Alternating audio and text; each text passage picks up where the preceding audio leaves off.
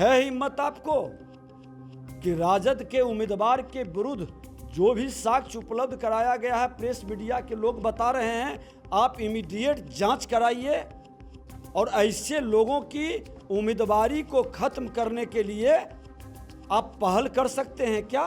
कि माननीय मुख्यमंत्री जी के करनी कथनी में थोड़ा सा भी अगर जो नैतिक जिम्मेवारी बची होगी तो इमीडिएट इस पर एक्शन लेंगे, जांच कराएंगे और ऐसे लोगों को कम से कम सरकार का समर्थन कतई नहीं देंगे।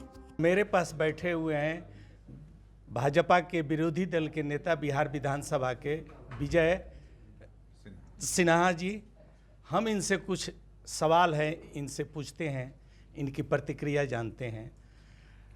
सबसे बड़ा चीज़ है कि जो यहाँ राजद के प्रत्याशी हैं, उन पर गोवा में एक silver heritage Esprit company limited बैठाने का मामला उजागर हुआ है।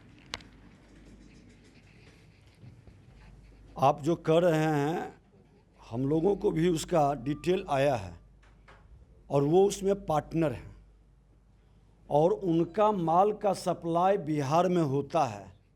आज उनके लोग बता रहे हैं कि दो दो गाड़ी गिरिडीह में पकड़ाया है। वहाँ के एक्साइज कमिश्नर के पास एक एफआईआर हुआ है जिसकी कॉपी भी हम लोगों को भेजा है, ये कॉपी भी भेजा है।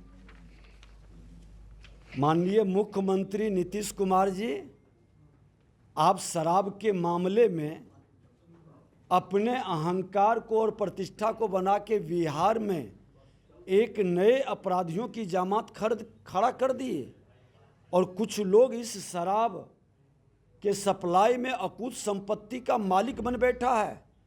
क्या आप इमीडिएट कमेटी गठित कर करके जांच कराएंगे?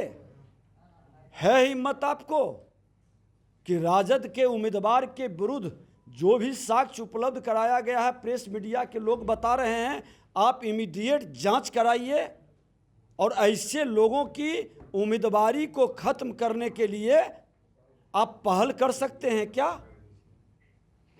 नहीं, ये जो गिरिडीह में उत्पाद अधीक्षक ने जो एफआईआर कराया है वो गैर जमानतीय वारंट है।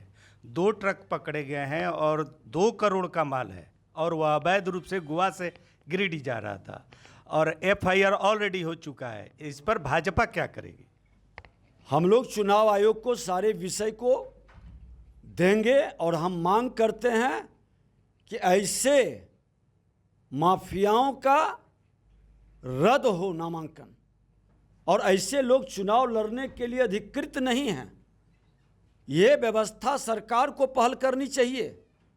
आप अपने इकबाल और विश्वसनीयता को कायम रखना चाहते हैं और आप जो कहते हैं कि न बचाते हैं न फंसाते हैं, तो आपकी भी अग्नि परीक्षा इस मामले में है, क्योंकि ये मामला कोई पार्टी या दल नहीं उठाया, ये प्रेस मीडिया के लोगों के द्वारा संज्ञान में लाया गया है।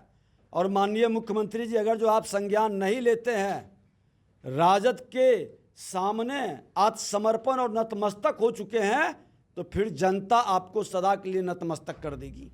लेकिन उन्होंने जो अपना नामांकन के समय शपथ पत्र दिया है, उसमें भी उन्होंने नहीं इस चीज़ को व्याख्या की। ये और दुखद और दुर्भाग्यपूर्ण है। इसी के आधार पर इन पर एक्शन होनी चाहिए, कार्रवाई होनी चाहिए। जो आदमी अपने सत्य को उजागर नहीं कर रहा, आपने देखा है कि चुनाव जीतने के बाद जाके कई लोगों को रद्द हो गया है उनका और पुनः चुनाव की स्थिति बनी है। गोपालगंज की जनता परिपक्व है और हम समझते हैं कि माननीय मुख्यमंत्री जी के करनी कथनी में थोड़ा सा भी अगर जो नैतिक जिम्मेवारी बची होगी तो इमीडिएट इस पर एक्शन लेंगे, जांच कराएंगे और ऐसे लोगों को कम से कम सरकार का समर्थन कतई नहीं देंगे। लेकिन भाजपा क्या इस प्रत्याशी के नामांकन को रद्द करने के लिए चुनाव आयोग के यहाँ निवेदन करेगी? निश्चित तौर पर ये जो आप लोगों के माध्यम से संज्ञान में विषय आया है, हम लोग इसको पूरे तथ्य को लेकर चुनाव आयोग के पास जाएंगे। लेकिन कागज तो आप दिखा रहे हैं और पत्रकारों पर आप कह रहे हैं कि उन पत्रकारों से जानकारी आपने अभी आप ही के लोग ने उठाया है ये मामला, आप ही लोग उठाए हैं और आप लोग ही ने बताया कि ये सब मामला है और आप ही लोग ये सब हमको उपलब्ध कराए हैं। और एक चीज़ बता देते हैं कि मैं तो यहाँ आने के बाद ही लोगों ने बताया है, आपके पत्रकार ही ये प्रश्न पूछे हैं। और देखिए, आप चौथा स्तंभ समाज के दर्पण हैं और मैं धन्यवाद देता हूँ आप लोगों को कि जिस तरह से समाज के दर्पण के रूप में लोगों के चेहरा को दिखाते हैं। निश्चित तौर पर राजनीति की शुचिता, पवित्रता बचाने में, बरकरार रखने में आप लोगों की बड़ी भूमिका है। और आपके उठाए हुए प्रश्न को हम लोग सरकार से लेकर चुनाव आयोग तक जरूर पहुंचाएंगे, इस पर एक्शन के लिए जरूर मांग करेंगे। ये भाजपा के विधानसभा में विरोधी दल के नेता विजय सिन्हा जी हैं। इन्होंने स्पष्ट शब्दों में कहा कि भाजपा उनके नामांकन को रद्द कराने के लिए चुनाव आयोग में जाएगी और इस मामले को आगे बढ़ाएगी। सुनील तिवारी, बिहार तक, गोपालगंज।